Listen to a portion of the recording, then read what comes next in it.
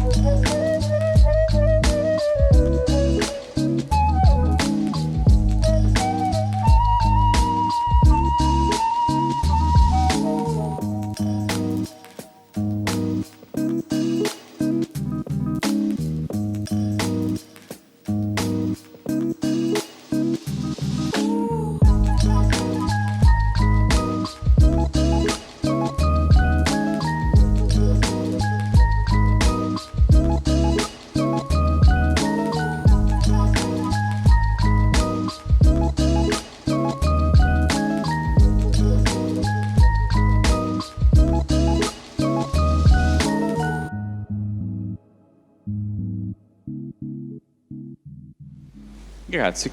Allora, chi comincia? Nicola, facciamo cominciare Valentino o inizi tu che sei il boss? No, comincio io che sono la parte più tecnica. Vai. Valentina si occupa della parte creativa. La facciamo... I creativi li lasciamo in fondo. No, sui progetti quelli veri. Ok, vai. Beh, sì, avete visto un po' un riassunto del nostro lavoro degli ultimi anni. Il lavoro di K+ nasce ovviamente dal mondo del service per case di produzione terze e dal 2014 abbiamo iniziato a produrre opere nostre di proprietà.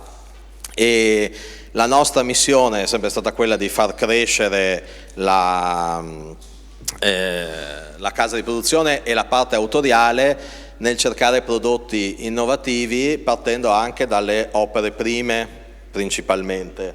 Adesso cerco di andare avanti con le slide. No, troppo. E la casa di produzione negli anni è cresciuta molto, siamo riusciti a conquistare ovviamente delle certificazioni per il Ministero per partecipare al tax credit e costruire così un piano finanziario di crescita della società. Ci siamo iscritti ovviamente a EPC, the European Producer Club, grazie a Francesca Moino che è qui con noi, che è la nostra produttrice delegata riferita alle coproduzioni internazionali, quindi favoriamo il mondo dell'estero che vuole venire a girare in Italia le proprie produzioni e stiamo sviluppando sempre più progetti creativi. Ci siamo dati un manifesto che è una nostra linea editoriale con Valentina Zanella che è la nostra direttrice creativa, per cui cerchiamo di dare valorizzazione del territorio, possibilità culturale nella crescita di opere prime e quindi di sviluppo di sceneggiature originali e acquisizione di libri già editi da trasformare e trasporre per il cinema.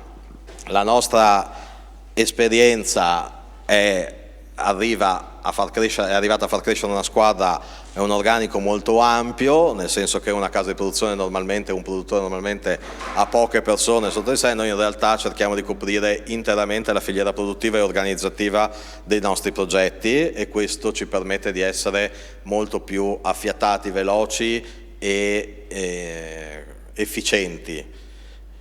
Il team è quello che vedete qui alle mie spalle, non intero, siamo una casa di produzione che partecipa ormai da vari anni ai vari mercati nazionali e internazionali, quindi ci presentiamo a Berlino, a Venezia, a Berlino, e Cannes, insomma tutti gli altri mercati più interessanti. Collaboriamo già con quasi tutti i distributori nazionali ed anche qualche internazionale, su vari diritti, su tutta la catena dei diritti relativi ai nostri prodotti. Per venire a un po' di storia, infatti l'evento si chiama Ieri, Oggi, Domani per questo motivo, racconto brevemente le esperienze da cui arriviamo, le principali. Noi abbiamo fatto qualche anno il film Finché c'è Prosecco c'è Speranza, che è tratto da un libro di Fulvio Ervas, e per un'opera prima di Antonio Padovan, girato ovviamente tra le colline del Prosecco, che ha raccolto un enorme, diciamo, riscontro di critica e di pubblico, tanto che ancora adesso ha una sua vita, dopo 4 anni dalle riprese, ancora, diciamo, è su Amazon Prime in questo momento, e quindi noi continuiamo una raccolta molto importante su questo tipo di prodotto. Il prodotto è ovvio stato distribuito da Parthenos per la parte delle sale cinematografiche, e in questo momento è con Fandango per la distribuzione internazionale. Abbiamo già venduto in oltre 16 paesi nel mondo, e questo è un altro riconoscimento molto importante per la società. Nel 2019 abbiamo prodotto il film Si muore solo da vivi, che sarebbe dovuto uscire in sala nel 2020, ovviamente è stato interrotto e abbiamo scelto la via del digitale, che comunque avevamo già venduto sempre ad Amazon, proprio in virtù anche delle relazioni che si sono create con la piattaforma, e quindi è stato comunque un film che sta riscontrando ancora adesso un grande successo, ovviamente sulle piattaforme digitali. C'è ancora qualche cinema all'aperto che lo promuove. In particolare questo film è stato anche sostenuto dal bando della Regione Veneto, a cui siamo sempre molto grati, perché ci supporta e ci segue in quello che serve, in particolare con la nascita della Film Commission, che ringrazio fin d'ora di tutto. E il film, anche questo, avrà un suo percorso e andrà avanti ancora per molto tempo. Adesso ha cominciato a fare le vendite estere, diciamo il post-Covid. Quest'anno siamo usciti con un ulteriore film, sempre sostenuto dalla Regione Veneto, che è Disco Ruin, che è la storia di 40 anni della discoteca italiana. Questo film è uscito in sala, è stato selezionato al Festival di Roma l'anno scorso come apertura del Festival del Cinema di Roma, e adesso anche lui sta facendo vari percorsi sui mercati internazionali, e a settembre, guardo Valentina, al 17 ottobre sarà disponibile su Sky Arte, uscirà in anteprima. Adesso credo che sia possibile scaricarlo on demand per chi ha la piattaforma Sky, quindi in collaborazione con Sky Arte, sempre per far crescere le collaborazioni con cui lavoriamo. Ci sono varie altre produzioni che abbiamo fatto, di documentari, cortometraggi, Magic Arena, la Fisarmonica, i cortometraggi Radici, tutti i prodotti che vanno sia sul nazionale che sull'internazionale. Attualmente questa crescita dell'azienda ci ha portato a essere in affiancamento alla casa di produzione indiana, all'Indiana Production di Milano, che sta realizzando in questi giorni, proprio ieri sera erano sul tappeto rosso qui del festival a girare con Gabriele Salvatores Il ritorno di Casanova, e noi siamo in collaborazione con loro nella produzione esecutiva. Per noi questo è un grande riconoscimento, perché poter affiancare un regista premio Nobel, premio Oscar, è un grande onore, e riusciamo a crescere ulteriormente anche nella parte organizzativa e strutturale. Sempre in questo periodo, giusto per non farci mancare nulla, stiamo facendo una serie documentario in collaborazione con Sky Arte e con Sonne Film sul mondo della musica, si chiama La Sound Gigante, è una storia della musica alternativa da Morricone ai giorni nostri, e tutto su un mondo della musica alternativa, poi magari parlerai anche tu in merito. Sempre nella serie dei documentari, insieme a Rai Documentario, stiamo producendo la serie L'Aviatore, sulla vita e le attività di Gilles Villeneuve, un grande pilota della Ferrari, e abbiamo da poco finito e completato il cortometraggio Dove finiscono i mandarini, e da oggi con Carla Volpiani abbiamo trovato anche il nostro distributore, Varicolored. E prima di far partire però il trailer in anteprima, ti chiederei di dire 2 parole sul cortometraggio. Devi prendere il numero 1, credo. scuso. Sì. E dove finiscono i mandarini? Sì, cortometraggio, protagonista Sara Ciocca, che ieri sera era sul red carpet con il film dei Fratelli di Innocenzo. Sì, aveva un treno per Roma, sarebbe venuta qua volentieri, ma aveva un'audizione anche a Roma, anche oggi, quindi è una ragazza che non si ferma mai. È un cortometraggio molto delicato e ne sono molto felice, l'abbiamo realizzato a Verona durante l'aprile, il secondo giro di pandemia, quindi non eravamo sicuri che saremmo riusciti nell'intento, però il risultato ci è piaciuto, abbiamo trovato appunto Carla Vulpiani che ha deciso di distribuirlo, è già stato selezionato al Flickr Rhode Island Film Festival, giusto?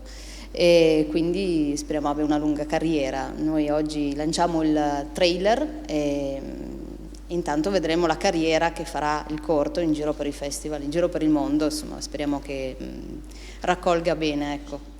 Lo facciamo partire?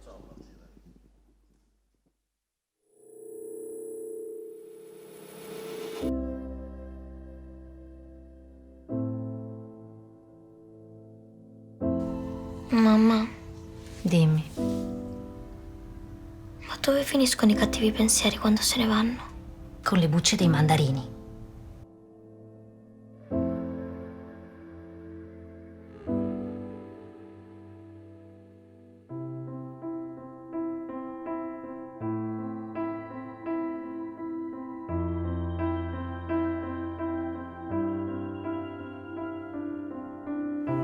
È stata una giornata bellissima.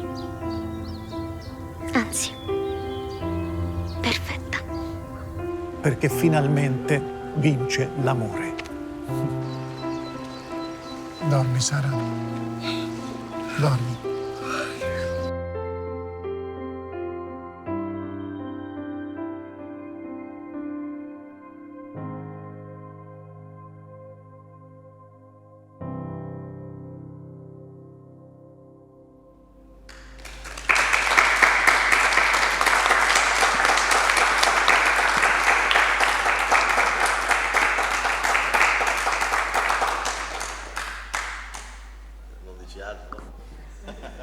No, no, perché i creativi non sempre parlano tanto.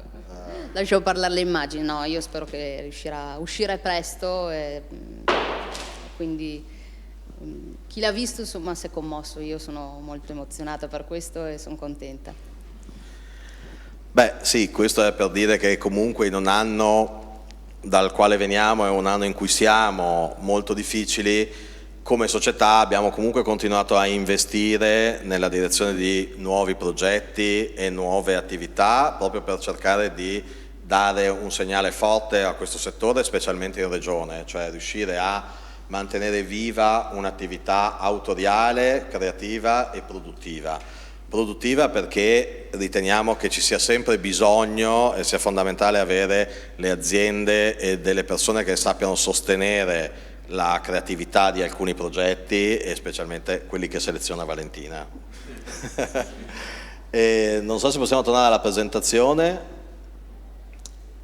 perché volevo infatti raccontarvi che durante gli anni, l'anno scorso e quest'anno, abbiamo anche lavorato tantissimo in una fase di sviluppo per il cinema e abbiamo raccolto in tutti i nuovi progetti che ci accompagneranno tra il 2021 e il 2023 e abbiamo compiuto un'operazione di ristrutturazione aziendale abbastanza importante nel rafforzare la compagine del personale interno proprio per poter offrire sempre di più e sempre più prodotti negli stessi anni. In particolare daremo inizio alle riprese del film Acqua e Anice al 25 di ottobre con protagonista Stefania Sandrelli, qui in sala c'è Corrado Ceron, il nostro regista, anche lui all'opera prima, non lo vedo ma c'è, eccolo lì, perché con la mascherina non vi riconosco. E sì, come dicevo, nel cast ci sarà Stefania Sandrelli e Silvia D'Amico, sarà un on the road che farà ridere e piangere allo stesso tempo, quindi una commedia drammatica. Vuoi dire qualcosa? Selezionato al Veneto Writing Lab come sceneggiatura, quindi anche questa cosa ci inorgoglisce molto.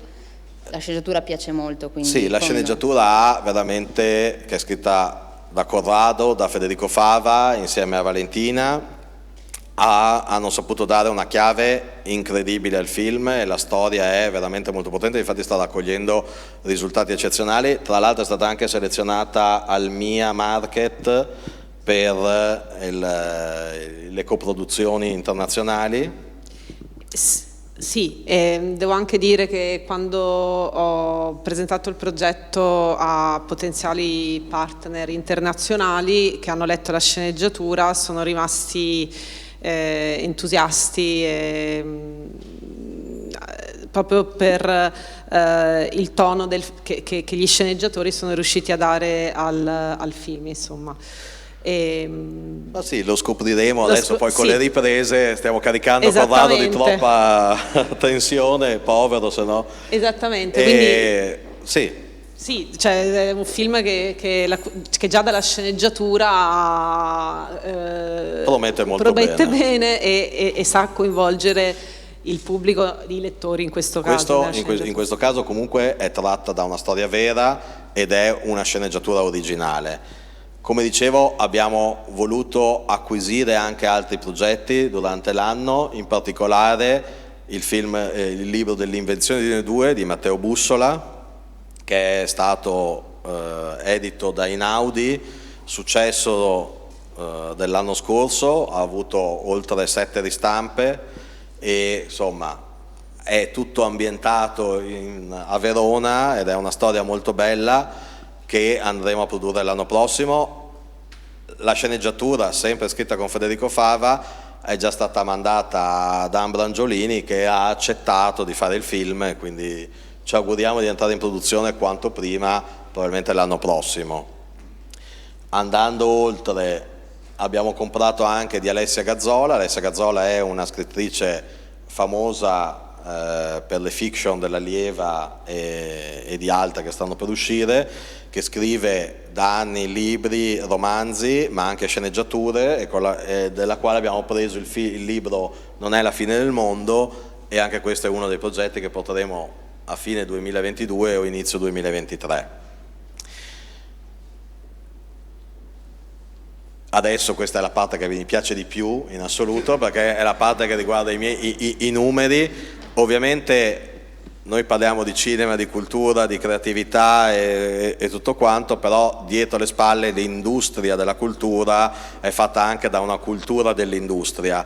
L'industria cinematografica, come ci hanno insegnato, è sia un processo finanziario ma anche un processo economico fondamentale e di sostentamento. Quindi noi nei prossimi 3 anni, dal 21 al 23, investiremo 5 milioni di euro nel settore cinematografico. Ovviamente lo riusciamo a fare grazie agli aiuti ministeriali del tax credit, riusciamo a farlo grazie a un private equity molto importante, qui rappresentato da qualcuno che ci segue da vari anni, da vari progetti, proprio perché crediamo che la cultura debba essere sostenuta. 5 milioni comunque è un investimento che noi come azienda porteremo direttamente, quindi oltre ai sostegni regionali è un impatto economico sulla regione notevole. Al di là di dove si vadano a girare le produzioni, crediamo che la crescita professionale e aziendale industriale sia fondamentale sul territorio principalmente. Quindi adesso poi non mi dilungo sui budget, sui numeri, sulle cose, però l'ottica è quella che in 3 anni 5 milioni di investimento credo che in regione sia un fattore molto importante tra le varie aziende che ci sono. Infine una piccola chicca: abbiamo nel cassetto acquisito i diritti del libro Atti osceni in luogo privato di Marco Missiroli, un bestseller del 2016-2015, edito della Feltrinelli, e anche questo grazie alla collaborazione con Indiana stiamo cercando di portarlo per il 2023-2024 in produzione con un cast internazionale di livello. Indiana si è subito innamorata del progetto e ci ha subito voluto affiancare per fare un progetto che racchiuda i nostri 3 anni in un unico progetto, quindi con un budget molto elevato e con un cast internazionale. Il film poi sarà girato nel libro, per chi vuole consiglio di leggerlo perché è molto bello, è molto intimo, e ha grandi aspettative anche a livello cinematografico. Stiamo cercando apposta in questo periodo già un cast di rilievo. E io ho finito. Sei stato bravissimo, hai rispettato i tempi in modo ferreo. Ti faccio i complimenti per i tempi, per i progetti. Valentina, tu non vuoi aggiungere niente? Sei anche regista del film con Ambrogioini?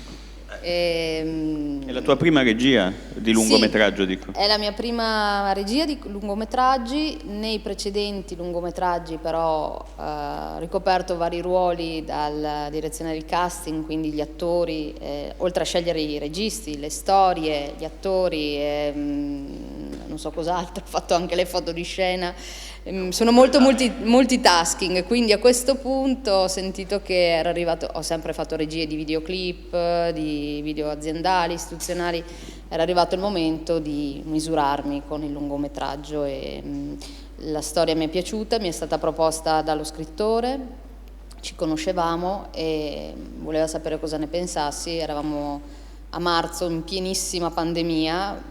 L'ho letto e ho detto guarda, se ne usciamo bene vorremmo comprare i diritti e imbastire questo film, perché manca un film che parli di Verona e abbiamo fatto tante cose in altri luoghi, però l'idea di dedicare una storia d'amore alla città di Romeo e Giulietta mi sembrava, per noi che siamo veronesi, senza parlare di Romeo e Giulietta, di Romeo e Giulietta, infatti. Abbiamo fatto leggere solo il libro, neanche la sceneggiatura ad Ambra l'ha amato subito e adesso ci stiamo lavorando, lo stiamo finalizzando, quindi mi auguro l'anno prossimo. Estate 2022. Sì. Bene, ci sono delle domande, se no andiamo in chiusura. Non ci sono domande al pubblico, vuoi aggiungere ancora qualcosa, Nicola? Beh, no, io voglio ringraziare Jacopo Chessa perché il suo arrivo in regione è stato in grado in brevissimo tempo, in un periodo molto difficile, almeno dal mio punto di vista, di darci uno stimolo molto forte a rimanere solidi e andare avanti, che è una cosa che non è scontata, dato il periodo. Molte società oggi vivono una grossa crisi e non riescono a trovare un vero sbocco. Noi in realtà, proprio perché sei arrivato tu e sei arrivato in una regione che aveva bisogno di un direttore di rappresentanza molto forte, che sembra una sviolinata, ma avevamo proprio necessità di questo, mi ha dato anche il coraggio e la forza di consolidare, rafforzare e andare molto più avanti. Quindi io ti ringrazio a livello personale. Grazie veramente.